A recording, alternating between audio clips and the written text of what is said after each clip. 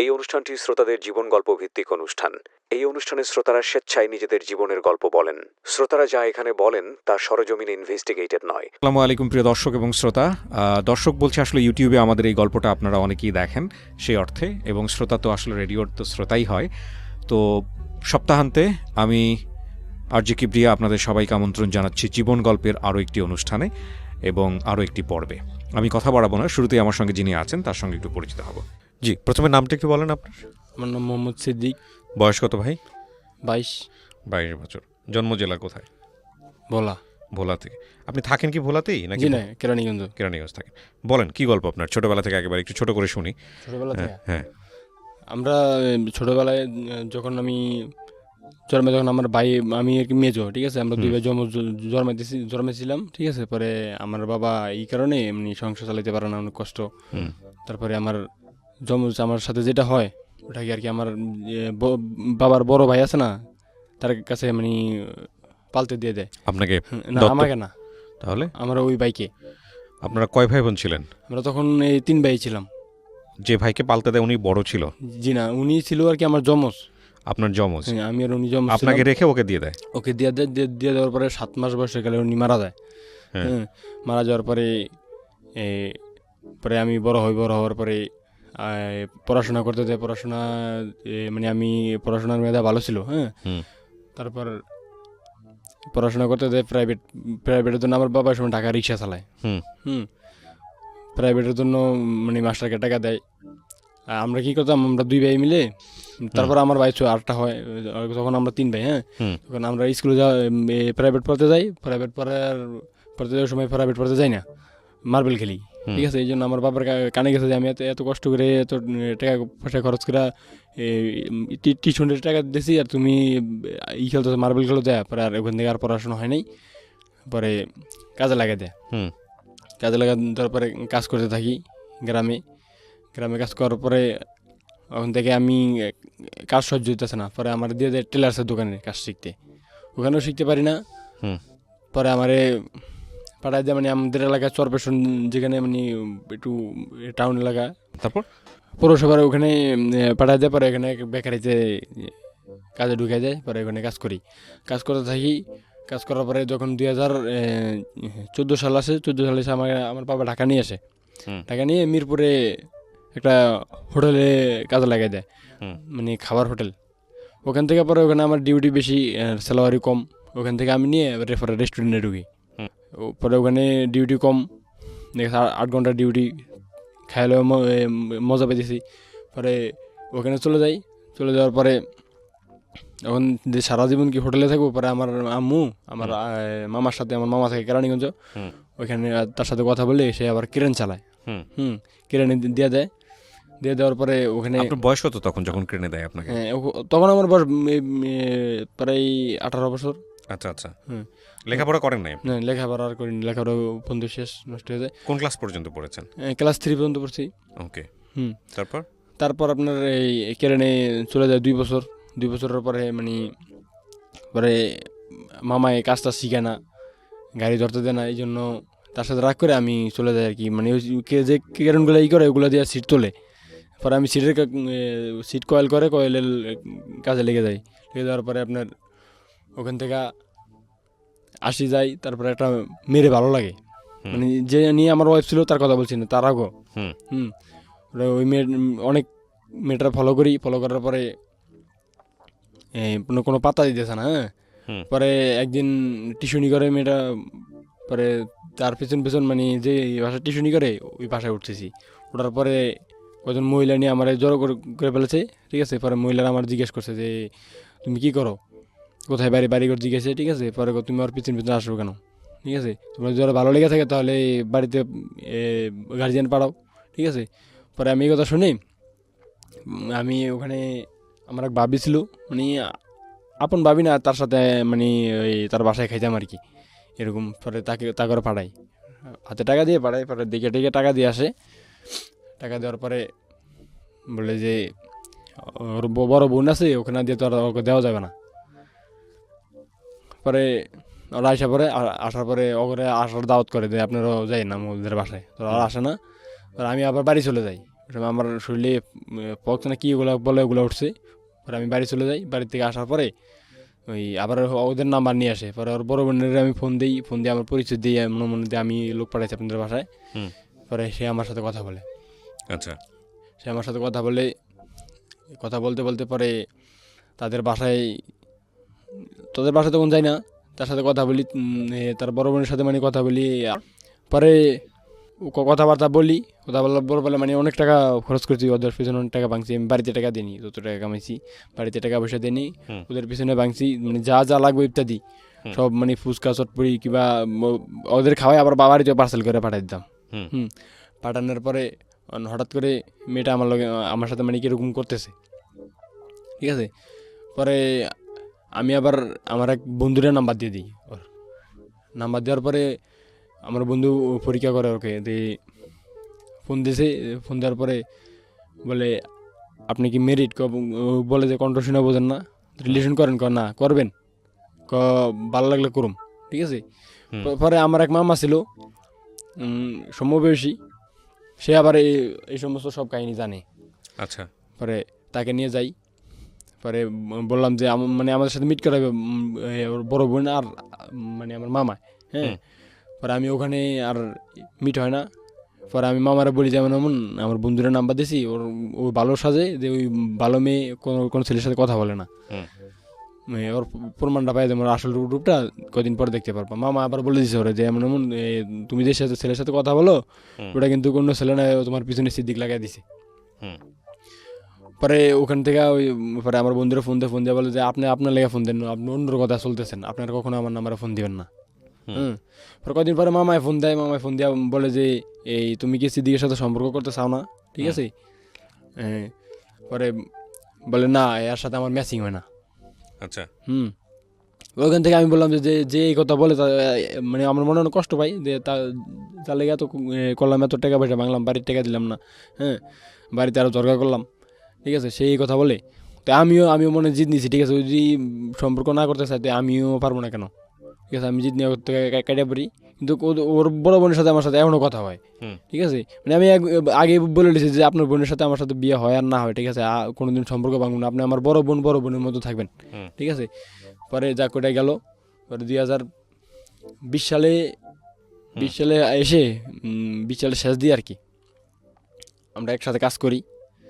আমি আর আমার মানে আমরা গ্রুপে যারা কাজ করি না, ওর সাথে কাজ করতে করতে যাই। করোনার পরে আমার সাথে মানে আমাদের সাথে কাজ করে একটা মামা আছে, তাকে বাড়ির পাশে মানে আমার ওয়াইফরা থাকতো আর কি। হ্যাঁ, তখন সে কথা বলে আমার একটা মেয়ে আছে, মেয়েটা কালো, আমি ফোনে কথা কইতেছি, তখন আমি আবার আরিফের ভিতরে শুনতেছি সব কি বলে। হ্যাঁ, আমার শুনেই বলতেছে আর কি। পরে আমি বলতেছি যে মামার একদিন নিয়ে আসো, ফুচকা খেতে যাবো, লাগলে বিলে আমি দেবো। পরে কবে আমার লোক তো আহে না। পরে আহে না মানে পরে এমন কথা বলতেছে, উনি বলতেছে যে আপনি আমার ফোন দেন কেন? আপনার কি ক্ষতি করছি আমি? না, কোনো ক্ষতি করেন, আপনি আমার ফোন দেবেন, এটা আমি শুনছি। শুনে ওই নাম্বারটা থেকে আমি 1 ঘন্টা পরে কাজের শেষে 1 ঘন্টা পরে মামা মোবাইলটা দাও তো, আমি একটু বাড়িতে কথা, আমার ফোনে ব্যালেন্স নেই, তো আমি নাম্বারটা চুরি করি, ঠিক আছে। নাম্বারটা ফোন থেকে চুরি করে নিয়ে পরে ফোন দেওয়ার পরে মেয়েটা আমার সাথে কথা বলে। প্রিয় শ্রোতা, আমরা এই জায়গাটায় ছোট্ট একটা বিরতি নেব এবং বিরতির পর আবারও ফিরে আসবো জীবন গল্পে। যাওয়ার আগে আপনাদেরকে বলতে চাই, ঢাকা এফএম এর আরও একটি ইউটিউব চ্যানেল যেখানে আপনারা জীবন গল্পগুলো দেখতে পারবেন। আমাদের এই চ্যানেলটি আপনারা সাবস্ক্রাইব করুন। আমাদের চ্যানেলটির ঠিকানা হচ্ছে www.youtube.com/ilovedhakafm ILOVE love DHAKAFM। চ্যানেলটিতে গিয়ে আপনারা সাবস্ক্রাইব করুন। আমার এই অনুষ্ঠানগুলোতে যদি আপনি অংশগ্রহণ করতে চান, আমাদেরকে ফোন করবেন। আমাদের ফোন নাম্বারটি হচ্ছে 09611904904। আমি আবারও বলছি 09611904904। ওকে, ছোট্ট একটা বিরতি। জীবন গল্প, জীবন গল্প। জীবন নাটকের চেয়েও নাটকীয়।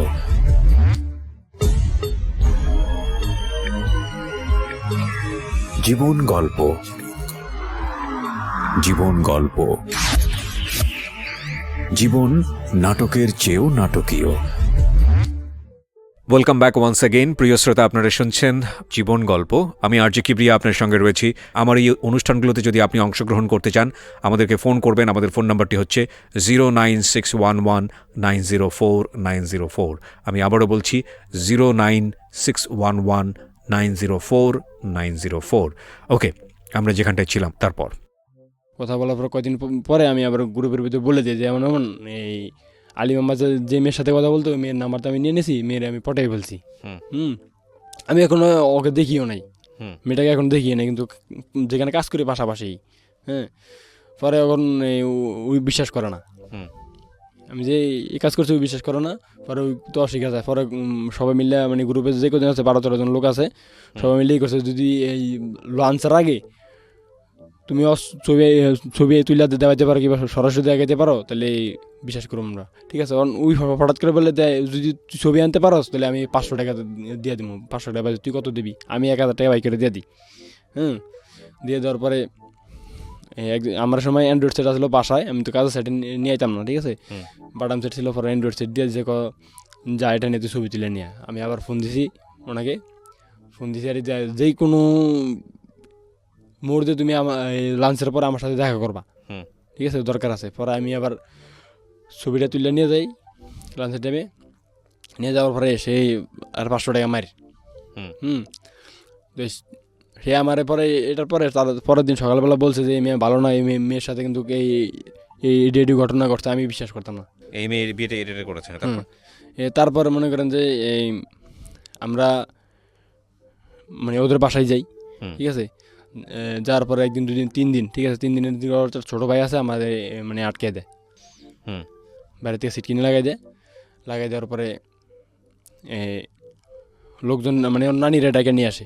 আচ্ছা, নানিরা ডাকে নিয়ে আসার পরে ওর নানি ভিতরে ঢোকে, তুই এই বাসায় আইসস কা? আমি কিছু নানি যা হয়েছে, ঠিক আছে, লোকজন জানা যায় নিলে মান সম্মানের ব্যাপার আছে, আপনি আমাদের বিয়ে দিয়ে দেন। বিয়ে এত সহজে? হ্যাঁ, রাখ। পরে ওর ফুফাতো ভাই মুফাতো ভাই সবাই মানে জড়াইলো আর কি। আমি কিছু জানাজানি করেন না যে আপনার নাতিনের সমস্যা হইব, ওরে ভবিষ্যতে মানুষের খোটা দিব, আমি পুরুষ মানুষ, আমার কিছু হবে না। হ্যাঁ, এই জিনিসটা সরাই না, চুপে চাপে বিয়ে দিয়ে দেন। ঠিক আছে, তোর দেশে বাচ্চা কাচ্চা বউ আছে, বাচ্চা আছে, ঠিক আছে, এটির খবর না নিয়ে বিয়ে দিয়ে কিভাবে? না আমরা জানি। আমি কি তাহলে ফোন দিয়ে খবর জানেন তো, আমার আম্মুর নাম্বার দিয়ে দিছি। ঠিক আছে, সবাই আনছে, আর ফুফু মামা আত্মীয় স্বজন যত আছে ইত্যাদি সবাই আনছে। আপনার না ওর সবাই আনার পরে আপনার কে কে ছিল ওইখানে? আমার ওখানে কেউ ছিল না তখন, কেউ আসে না, সবাই কাজে কামে ব্যস্ত।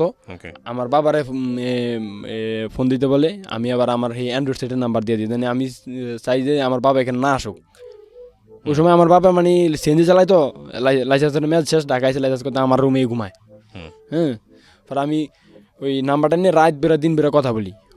পরে আমার বাবা মানে জিনিসটা ফলো করে আমার জেটিরে ফোন দেয় যে এমন সেদিকে বাবারটা ভালো না, ঠিক আছে, অলরেডি একটা মেয়ে দেখেন। আমি তখন শুনি, আমি বাইরে শুনতেছি, ফোনে কথা বলতেছে যে, ঠিক আছে, ওর জন্য একটা মেয়ে দেখেন, রাস্তায় কোন বাদামে বুদামে মেয়ে ধরে নিয়ে আইবো, ঠিক আছে, সারা জীবন ভুগবো এটা নিয়ে।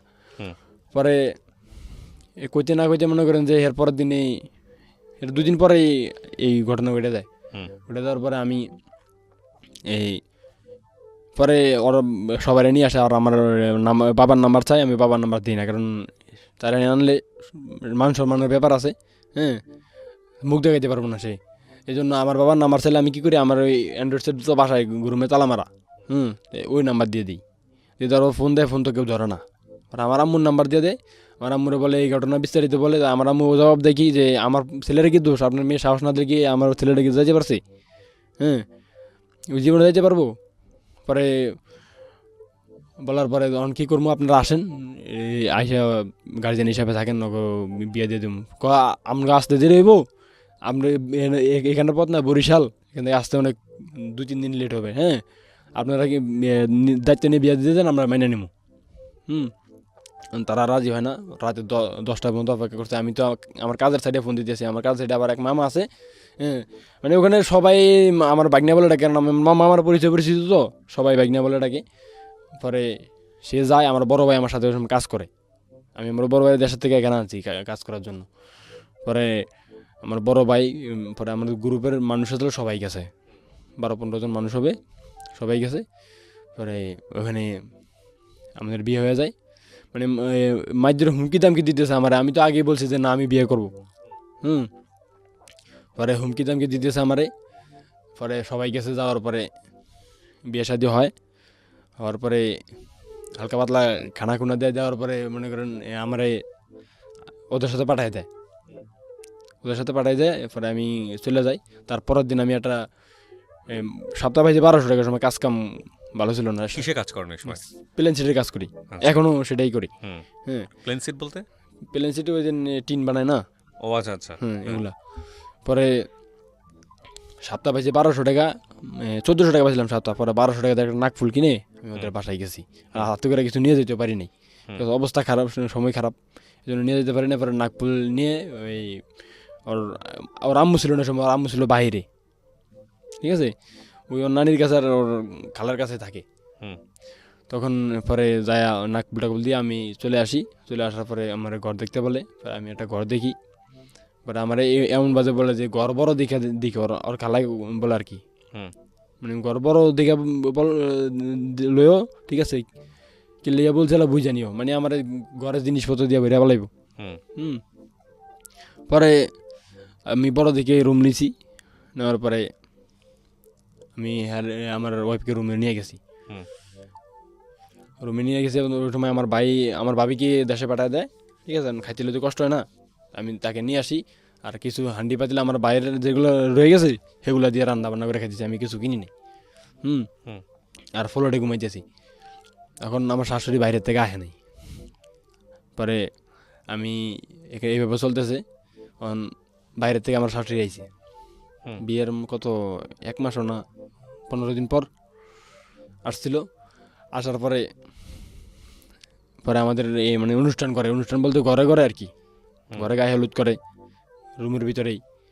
তারপরে আমি আবার ওই লাকিজ মাইক্সলি আমার বউরে নিয়ে আমি বলতেছি যে কিসের অনুষ্ঠান মানে এগুলো মাথায় ছিল না। আমি লাকিজ নিয়ে আমার বউকে জামা কাপড় গুছাই নাও, চলে যাবো। তখন আমার খালা শাশুড়ি বলে যে ওরা যে নিয়ে যাস, যা কয়ে আমার কথা শোন, জিতবি ঠকবি না। আমি তার কথায় আর ওরা আনি না। পরে আমার এখানে থাকে, আমি নিয়ে আসি ওরে, মানে 1 কাপড়ি নিয়ে আসি, নিয়ে আসার পরে এখানে থাকে। মানে আমার বড় ভাই আছে, তারপর আমার একটা মেয়ে মনাইছে। তা করে খাওয়াবো, হোটেলে তো আর খাওয়ানো সম্ভব না। পরে এখানে রান্না বান্না করে খাওয়াইতেছে। পরে আমার শাশুড়ি এসে গায়ে হলুদ মালুদ করছে, করার পরে আমার ভাই দেশে চলে যাব, ঠিক আছে, দেশে চলে যাব। সে দেশে চলে গেছে। অনুষ্ঠান করার আগে আমার ঘরে একটা খাট দিছে, একটা পাটেক্সের খাট দিছে, আর একটা সুকেস দিছে আমার শাশুড়ি বাইরের থেকে আয়া, ঠিক আছে, এতটুকু। তারপরে আমি নিয়ে আসি। নিয়ে আসার পরে এভাবে সংগ্রহ করতে কদিন পরে একটা মানে 24 ইঞ্চি টিভি কিনে দিছে। কিনে দেওয়ার পরে এইভাবে চলতে থাকি। এখন জ্বরগাও লাগতেছে এর ভিতরে, জ্বরগা লাগতেছে। মানে আস্তে কথা বলে না, জোরে চিল্লায় কথা বলে, ঠিক আছে। বাড়িয়ালির সাথে জ্বরগা লাগে। বাড়িয়ালিরে বলে যে আমরা মানে চুলালিয়ে জ্বরগা লাগে আর কি। তার বাড়িতে আমরা ভাড়া থাকি, যদি আমাকে বাড়ি করে যেমন কিছু করার আছে তার সাথে তার ঝগড়া করা যাবে না। আমি এগুলো বুঝাই, বুঝে না, চিল্লাই ফেলে ওটা। মানে ভালো কথা বললেও চিল্লাই ওঠে, খারাপ কথা বললেও চিল্লাই ওঠে, ঠিক আছে। চিল্লানির কারণে পরে আমি আবার মারার পরে এই রাতে 12টা বাজে ঘরে থেকে বাইরে যায়। প্রিয় শ্রোতা, আমরা এই জায়গাটায় ছোট্ট একটা বিরতি নেব এবং বিরতির পর আবারও ফিরে আসবো জীবন গল্পে। যাওয়ার আগে আপনাদেরকে বলতে চাই, ঢাকা FM এর আরও একটি ইউটিউব চ্যানেল, যেখানে আপনারা জীবন গল্প এবং সিক্রেটস অনুষ্ঠানের ভিডিওগুলো দেখতে পারবেন। আমাদের এই চ্যানেলটি আপনারা সাবস্ক্রাইব করুন। আমাদের চ্যানেলটির ঠিকানা হচ্ছে www.youtube.com/ilovedhakafm, ILOVE love DHAKAFM। চ্যানেলটিতে গিয়ে আপনারা সাবস্ক্রাইব করুন। আমার এই অনুষ্ঠানগুলোতে যদি আপনি অংশগ্রহণ করতে চান, আমাদেরকে ফোন করবেন। আমাদের ফোন নাম্বারটি হচ্ছে 09611904904। আমি আবারও বলছি 09611904904।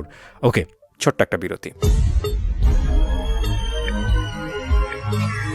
জীবন গল্প, জীবন গল্প। জীবন নাটকের চেয়েও নাটকীয়।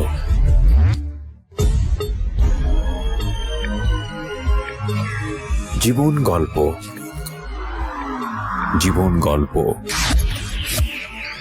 জীবন নাটকের চেয়েও নাটকীয়। Welcome back once again. প্রিয় শ্রোতা, আপনারা শুনছেন জীবন গল্প। আমি আরজে কিবরিয়া আপনার সঙ্গে রয়েছি। আমার এই অনুষ্ঠানগুলোতে যদি আপনি অংশগ্রহণ করতে চান, আমাদেরকে ফোন করবেন। আমাদের ফোন নাম্বারটি হচ্ছে 09611904904। আমি আবারও বলছি 09611904904। ওকে, আমরা যেখানটায় ছিলাম তারপর বাইরে রিক্সা নিয়ে এসে পড়ছে, আমি আবার আরেক রিক্সা নিয়ে পাশাপাশি আছি, কারণ ঢাকা শহরের ব্যাপার। হ্যাঁ, মেয়ে মানুষ একা যাইব, কেতে কি হয়ে যায়, পরে আমি আবার পাশাপাশি রিক্সা নিয়ে গেছি। যাওয়ার পরে ওদের বাড়িতে নেমে রিক্সা, ওর রিক্সাওয়ালা ভাড়া আর আমার রিক্সা ভাড়া দিয়া, ঠিক আছে, আমি এসে পড়ছি। চাই রয়েছে আমার দিকে, আমি ভাবছি যে আমি নিয়ে আমু ওখান থেকে। ওরা গেছে, যাওয়ার পরে ওর মায়ে আমার ফোন দিছে। ফোন দিয়া বলে, আমি ফোন দিছি, ফোন দিয়া বলি যে রুবিনা কোথায়? রুবিনার দিয়ে তোমার কি দরকার? আমার বউরে কি আমার দরকার হবে না? ঠিক আছে, রুবিনা গেছে গেলে তুমি জানো না? আমার শাসাই দিয়েছে। আপনি মেয়ের আপনি জিজ্ঞেস করেন নাকি অত শুনছি, তুমি বলো। হ্যাঁ, পরে এমন এমন দরকার লাগছে, তুমি আরে তালা মারছো কি লিগা? তালা মারছি ওই জিত করে ঘরতে যাইবে গেছেন, আমি তালা মেরা দিয়ে আমি বাইরে খাড়া রয়েছি, ঠিক আছে, যে রাগ ভাঙলে আমি আবার ভিতরে ঢুকুম। কারণ না, তোমার তালা মারা অপরাধ হয়েছে, তুমি তালা মারলা কা? পরে যাক, এগুলো গেল। পরে আমি বলছি ওরা পাঠাই দেন, তুমি এসে নিয়ে যাও।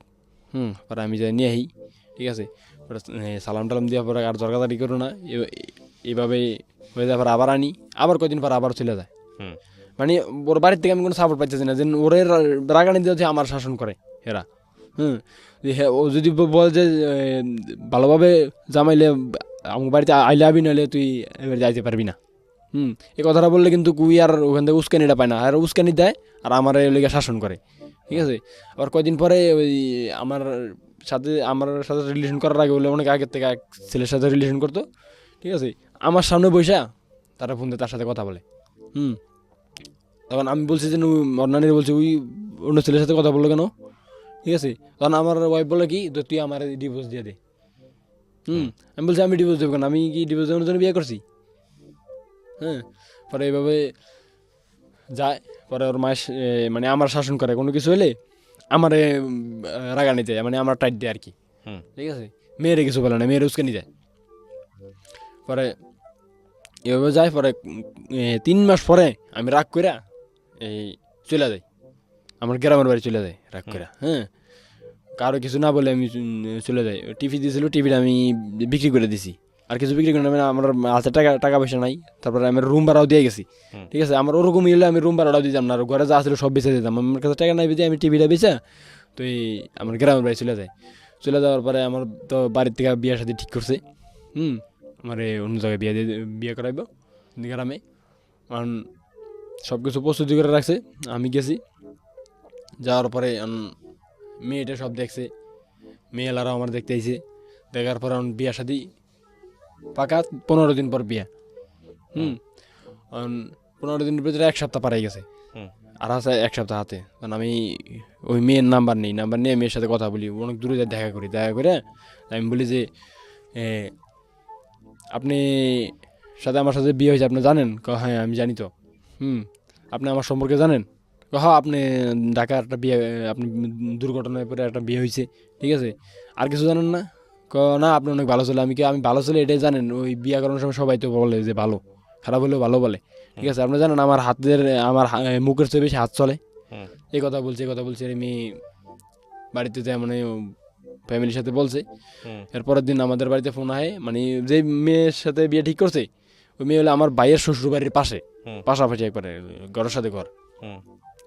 পরে আমি এই কথা বলার পরে পরের দিন ফোন আসে আমার তালে বাড়ি থেকে, যে বলে যে ওই মেয়ে তো পালাই গেছে অন্য ছেলের সাথে, ঠিক আছে। কারণ আমি তো মনে মনে অনেক খুশি হয়েছি, ঠিক আছে। আমি তো আরেকটা বিয়ে করতে চাই না, কারণ আমার বউ হয়েছে। আমি যেভাবে রেখে আইছি যে আমি যদি ভালো হলে আমি আবার যাবো, আমার হলো নিয়ত এটা। পরে আমি এই কথা শোনার পর খুশি হয়েছি। তারপরে আমার বাবা মাও খুশি হয়েছে, কারণ যে যদি বিয়ের পরে যাইতো, তারা তো জানে না যেন কীভাবে গেছে। এবার বিয়ের পরে যদি যেত তাহলে তো আমরা পালার বদনাম হয়েছে, এমনি তো বদনাম একটা হয়ে রয়েছে। পরে গেল, তখন তরমুজের সিজন, আমাদের সাথে তরমুজ চাষ করে। তরমুজের কাজ উঠছে, ওঠার পরে আমারে আবার জাহাজে, আমার এলাকায় এক ভাই জাহাজে চাকরি করে, তার সাথে জাহাজে দিয়ে দেয়। দিয়ে দেওয়ার পরে আমি আবার আমার ওয়াইফ ফোন দেয়, আমি এমনি কন্টিনিউ কথা চলতাম, আমার ওয়াইফের সঙ্গে কথা চলতো, ঠিক আছে। ফালাই আইছি, আমার শাশুড়ি বলছি যে ফালাই আইছি, তো জিদের মাথায় ফালাই আইছি, ঠিক আছে। আপনার মেয়েও ভালোভাবে চলে না, এই জন্য আমি জিদের মাথায় ফালাই চলে আসছি। হ্যাঁ, পরে কয় না, তোমার আর আশা লাগবো না, তুমি তোমার বাবা মার মতো বিয়ে করে বলো, আমার মেয়ের আমি অন্য জায়গায় বিয়ে দেবো, তোমার কিছুদিনের ভিতরে ডিভোর্স পেপার পাঠাই দেবো। হ্যাঁ, আমি বলছি না, এটা এটা কখনো করা যাবে না, আপনি এই কাজ করেন না। হ্যাঁ, তার আবার আমার শ্বশুর জেলে, তারও চলতে কষ্ট হয়েছে, বাইরের থেকে আসে, বেশি টাকা কামাইতে পারে নাই। হ্যাঁ, বেতনও কম, তাছাড়া ঋণ ছিল, ঋণ দিছে। পরে সরকার ধরলো যে মেয়ে রাখবো সাথে, মেয়ে শুধু কাজ করবো, কাজ করার পরে দুজনের সংসার চলবো ভালো। পরে আর আমারে কথা বলে না, আমার সাথে যা যা ভাষা ব্যবহার করে না, সে ভাষা ব্যবহার করে না। আমার খালা শাশুড়ি আমার বকা দিছিল, তারপরে আমিও বকা দিছি ফোনে, ঠিক আছে। আমার শাশুড়ি কোনো সময় বকা দিনি। হ্যাঁ, পরে বকা দেওয়ার পরে তুই আইস ঢাকা, আইলে তোরে দিকে এই সম্পর্কটা কি ঠিক আছে, মানে সম্পর্কটা কি আছে না শেষ হয়ে গেছে, ডিভোর্স হয়ে গেছে? বর্তমান ডিভোর্স হয়ে গেছে। সে মানে আমার 2 মাস না 1.5 মাস হবে কাগজ পাঠাই দিয়েছে, মানে কাগজ কোর্টের মাধ্যমে যেটা পাঠাইছে ওটা আর কি এখনো হাতে পাই নাই। হ্যাঁ, আপনি গল্পটা কেন বললেন, মানে রেডিওতে গল্পটা বলার কারণটা কি? কারণ হচ্ছে যে আমি যে মানে নিজের লাইফ না খাড়া করে মেয়েদের পিছিয়ে ছুটছি, কিংবা যে ভুলটা করছি নাম্বার আরেকজনের কাছে নিয়ে, ঠিক আছে, এরকম যাতে কেউ না করে, ঠিক আছে। তারপরে আপনি কি পরবর্তীতে তার বিয়ে শাদী করছেন? জি না, আমি এখনো তার সাথে আমার কিছুদিন আগে ভিডিও কল দিছিল। কি চায়? কল দিছিল যে আমার জিজ্ঞেস কি করো, আমি কিছু রুমে আছি, কাজে জানাই, ঠিক আছে, এতটুকু বলে যে। সংসার কত বছরের? সংসার 2 বছর। 2 বছরের সংসার। জি। আপনি তাকে ভালোবাসেন, মিস করেন? হ্যাঁ, অবশ্যই। সে আপনাকে মিস করে, ভালোবাসে? সেটা তো আর যদি সে ভালোবাসে তাহলে তো আর ডিভোর্স হয়ে গেছে যেহেতু, সেহেতু আর ভালোবেসে মিস করে লাভটা কি? আপনি আবার বিয়ে করবেন তাকে? জি না, তাকে বিয়ে করবো কিভাবে? এখন ভবিষ্যৎ পরিকল্পনা কি আপনার? ভবিষ্যৎ পরিকল্পনা দিয়ে গেছে আমার সামনে আশা ভরসা আছে যে আমি আরো নিজের পায়ে দাঁড়ায় তারপরে সিদ্ধান্ত নিব। ঠিক আছে। একটা হচ্ছে যে ভুল করাটা মানুষের জীবনের স্বভাব, মানুষ ভুল করে, হ্যাঁ, কিন্তু ভুল থেকে শিক্ষা নিয়ে যদি সামনের দিকে আগায় তাহলে জীবনটা সুন্দর হয়। আপনার বয়স কত বললেন আপনি? 24। মাত্র 24। জীবনে এখনো অনেক লম্বা সময় পড়ে আছে। সুতরাং এই ঘটনা থেকে আপনি শিক্ষা নিয়ে যদি ভবিষ্যৎ সুন্দর করেন তাহলে তো হয়েই গেল। কিন্তু আপনি যদি ভুল বারবার করেন তাহলে কিন্তু এটা অপরাধ, এবং অপরাধের শাস্তি কিন্তু আল্লাহ দেয়, তাই না? সো আমরা যেন সবাই শিক্ষা নিই, এবং মোস্ট কমন গল্পটা কিন্তু এরকমই। দেখবেন আপনারা আমাদের জীবনে এই ছেলে মেয়েদের জটিলতা আসলে এই বয়সে সবচেয়ে বেশি হয় হচ্ছে সম্পর্ক কেন্দ্রিক, এবং সম্পর্কটা আসলে যতটা না বেশি ইমোশনাল হওয়া উচিত তার চাইতে অনেক বেশি হওয়া উচিত লজিক্যাল। কারণ এই একটা সম্পর্ক মানুষ শুধুমাত্র একটা সার্টেন পিরিয়ডের জন্য ক্যারি করে না, সারাটা জীবনের জন্য ক্যারি করে। এবং অবশ্যই বলতে হবে, যদি কপাল ভালো থাকে ইমোশনের জায়গাটা থেকে, ঠিক আছে, আপনি কারোর প্রতি প্রেমে পড়েছেন, ভালো লেগেছে, সেটা সারাটা জীবন আপনাকে একটা ভালো ফিট দিবে। কিন্তু বেশিরভাগ সময় রেজাল্ট নেগেটিভ হয়। এটা আমি আমার গল্প শোনার অভিজ্ঞতা থেকে বলতে পারি। যুক্তিতে যাওয়া উচিত সাংসারিক জীবনে, অবশ্যই যুক্তিতে যাওয়া উচিত। এবং বিয়েটা শুধুমাত্র দুজনের সিদ্ধান্ত না, এটা দুটো পরিবারের সিদ্ধান্ত। আমি সবসময় সেটা বলতে চাই এবং আমি সেটা বিশ্বাসও করি। অনেক ভালো থাকবেন। আজকের মতো এ পর্যন্তই। শুভরাত্রি।